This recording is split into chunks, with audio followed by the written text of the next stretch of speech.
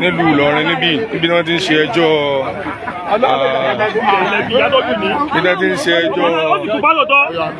Abdulrahman èyí tí wọ́n fi ẹ̀sùn kàn pé ó pa ọmọ ọlọ́mọ lẹ́yìn tí wọ́n kà jáde nílé ẹjọ́ wípé ó jẹ́wọ́ lọ́dọ̀ àwọn ọlọ́pàá wípé bẹ́ẹ̀ ni òun ṣe bẹ́ẹ̀ ní tòótọ́. Àwọn tí àwọn ọlọ́pàá mú pẹ̀lú ẹ̀ àwọn mẹ́rin ni wọ́n jẹ́ 5. so ilé ẹjọ́ ní kí wọ́n lọ fi wọ́n pamọ́ ná títí di ọjọ́ tí wọ́n fi sún ẹjọ́ gbé dìde. Àròyé sì ṣẹlẹ̀ nínú ilé ẹjọ́ nígbà kan ní kí wọ́n máa kó wọn lọ. Abdulrahman gangan fúnra wọn ó ní ó náwó tọ̀ ká má sọ gbogbo ohun tí ó ṣẹlẹ̀ nílé ẹjọ́ ká má kó tilé ẹjọ́ torí pé ẹjọ́ náà sì ń lọ lọ́wọ́. Àmọ́ wọ́n ti ní kí wọ́n lọ ṣe kí ni kí wọ́n lọ fi wọ́n pamọ́ gẹ́gẹ́ bí wípé tí ẹjọ́ bá wà nílé ẹjọ́ ìwọ̀nba náà ni èèyàn lè sọ nípa rẹ̀. Ògo Ìlọrin bẹ́ńbì national president wa Alhaji wa Jewo Jewo Baba Bariga àwọn náà monitor kéèsì náà. Bẹ́ẹ̀ náà ni chairman National Youth Council chairman Ìlọrin Kwara chapter wọn bẹ́ńbì báyìí. So Ali Nasir Yusuf lórúkọ wọn. So àwọn náà wà bí gbogbo wọn ni wọ́n monitor kéèsì wa.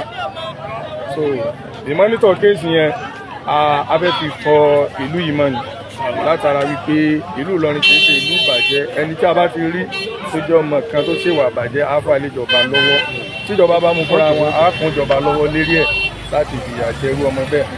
Bàbá president wa fún gbogbo Ìlọrin Alhaji wa Jewo Baba Bariga á gbọ́ ọ̀rọ̀ lẹ́nu wọn pẹ̀lú tó ṣẹlẹ̀ nílé ẹjọ́.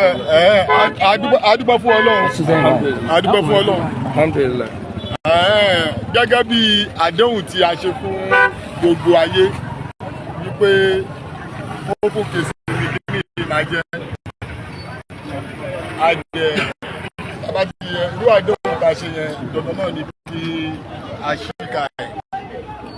Òun ló jẹ́ kí nígbà tí wọ́n fẹ́ gbé léde a try láti monitor gbogbo pé lọ pàtàkì pé ló fẹ́ lọ sí court aláti monitor èdè court pé báwo ni gẹ́gẹ́ bí nǹkan tá a rí pẹ̀lú tí adájọ́ ń ṣe ìdájọ́ òdodo máa wà lórí nǹkan tí ó ṣẹlẹ̀ gẹ́gẹ́ bí àwọn ìkìlọ̀ tó ti fún oníkálukú wa wọ́n ní kí anybody má kó ti ilé ẹjọ́ àti nǹkan tó bá ń bẹ nínú àmọ́ èyí tó jẹ́ kókó ni pé ìdájọ́ òdodo máa wà. Ìyẹn làwọn fi ń sọ fún yín ìlú Ìlọrin kì í ṣe ìlú èdè tó ń ṣe ìlú jàti tó bá jẹ́ pé ìlú mi ni wọ́n fọwọ́ bù àwọn òní fọwọ́ bù bàjẹ́ láyéláyé àní nígbà kíni àní gbà tí ò yá kó ṣẹlẹ̀ nínú àwa náà fara mọ́ nítorí pé tó ṣẹlẹ̀ sáwọn ẹni tó ṣẹlẹ̀ sí kò sẹ́ni tó gbàdúrà ẹ̀ ilé kó ṣẹlẹ̀ sọ́mọ òun àmọ́ lágbára ní tọ́lọ́ Ọlọ́run jẹ́ ká irú ẹ̀ mọ́ Ọlọ́run jẹ́ kó ṣẹlẹ̀ mọ́ nídùú wa. Lẹ́yìn náà a mọ̀ fún lágbára ọjọ́ pẹ̀lú nǹkan tí a rí Ọlọ́run àjẹ́ kí dájú Ọlọ́run ojú ṣẹlẹ̀ jẹ́ bó jẹ́ nìyẹn. Inshallah. National Youth Council Chairman. Bismillah. I want to say today, Oroni Omaja co-mix na night of Yoruba. Today is going to be a kind of co-mix the two languages together. No, you can speak English. I want to sincerely say thank you to all Ilorin people and Kwara State as a whole. And I want to assure and reassure us of what we said yesterday, that we are going to track and make sure we follow up this case. That is not going to be a case that will be abandoned, a case that will be covered anyhow. We were at the police station yesterday, we were with the family of the girl yesterday. Today, this morning, as early as possible, we are at the police station where we accomplished them down to the court where the judgment was given, and they have been remanded at the Kura Correctional Service. They are there already.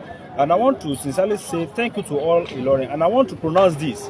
As the State Youth Council Chairman, the Chairman of National Council of Nigeria Kwara State Chapter, I want to say that this kind of act is not acceptable in Kwara State. It's not our practice in Ilorin. It's not part of what we do in Ilorin. Ilorin is known for peace, we are known for dua, and we are known for good things in Kwara State, Ilorin in particular. And we will continue to embrace that. Then we never allow anybody that does that to go scot-free. And I want to assure the general public that this guy in question will not go scot-free.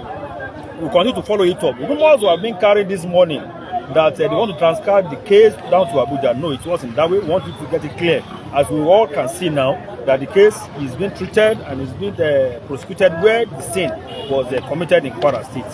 So, pẹ̀lú ògo lọ́dọ̀ Ọlọ́run, a fi assure wa pé pẹ̀lú ògo Ọlọ́run ìyá, just like I said yesterday, ipe ọ̀dọ́ ni kíní ìṣẹ̀lẹ̀ sí, àwọn ọ̀dọ́ Kwara dẹ̀ nígbà, dẹ̀ ní faramọ́ aburú tó ń ṣẹlẹ̀ ńlọrin yìí, pẹ̀lú ògo Ọlọ́run, ọmọ yìí ó fẹ́ bó kọ àwọn àfáà jẹ́ ní, ó fẹ́ bá ọkọ̀ lọ́rin jẹ́ ní ọkọ̀ àìní ó sì bàjẹ́ torí lọ́rin àwọn ọmọ lọ́rin sábúrú, wọn máa àfáà lọ́rin sábúrú pẹ̀lú ògo Ọlọ́run kò dẹ̀ ní sábúrú nínú ìlú wa. And I want to say thank you to Governor Abdulrahman Brazak. Wọ́n wá pẹ̀lú wa lórí kéèsì yìí ni wọ́n dẹ̀ ti ní bí jọ́ọ̀jì ti wọ̀rọ̀ rí ní wọ̀rọ̀ ṣẹlẹ̀ adúgbò lọ́wọ́ gọ́fúnà tó lọ fún Kwara náà tó yẹ gọ́fúnà tó ní tí ó dẹ̀ gba ara nù tó gbà wá kúgbà tó dẹ̀ gbà kankan láàyè ni tó adúgbò lọ́wọ́ tó with his support. I want to tell you that we are having a maximum support of the Kwara State government that justice must prevail and the guy will not go scot-free. I want to thank you to everyone that are here. Thank you and God bless you. Alhamdulillah, thank you so much. We appreciate your contribution, sir. Ẹ jẹ́ ká máa lọ sí ọ̀dọ̀ lọ́ọ̀yà Ògo Ìlọrin, Barrister Abdulkadir Abolaji Ajasa. Kí lẹ́yìn náà ní sọ fún wa? We give thanks to Almighty Allah. Bákan náà, Barrister Ọdẹ́délé Ibrahim, àwọn náà bẹ́ẹ̀ bí báyìí. We give thanks to Almighty Allah for giving us the opportunity to stand with justice. Because like we all know, Ògo Ìlọrin is an association, a registered one, that is shadowed with the responsibility of protecting the image and integrity of Ilorin and Kwara State as a whole, especially the heritage of Ilorin. And there is no way we can protect the heritage of Ilorin without talking of Islam, as we all know that the umbrella or the what's in question is actually from Ilorin. But notwithstanding that, the fact that it's from Ilorin it doesn't mean that we should try to cover it up. We should always stand with justice and ensure that justice is done, whether against us or in our favor. But we thank God, since this incident happened, many of Ògo Ìlọrin members, most especially the president of Ògo Ìlọrin, Alhaji Murtala Adio Babambariga, has come down to Ilorin to ensure that he visited the victim family and also visited the Commissioner of Police yesterday and DSS today. And everything has been done. And that is why we are also here this morning in court to ensure that we follow the case properly so that justice will be served to all the parties in questions. As we all know that justice is not a one-way traffic. Justice is a three-way traffic. Justice for the victim, justice for the complainant, which is the family of the victim, and justice for the defendant, and justice for the society as a whole. And that is why in our own part we want to ensure that justice is done irrespective of the person involved. And we promise that we see the end of this case and ensure that justice is served as we expected. Today, the court in question does not have the jurisdiction to try the case, as it involves murder case. And the only court that has jurisdiction is the High Court. The only court that has jurisdiction is the High Court, and they are transferring the case to High Court very soon. And that is all we can say. Okay.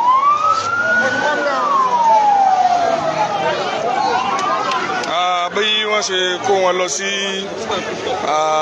rìmáàdì ní Òkèkúrá ní correctional center, òun náà ni gbogbo wa ti rí wọn.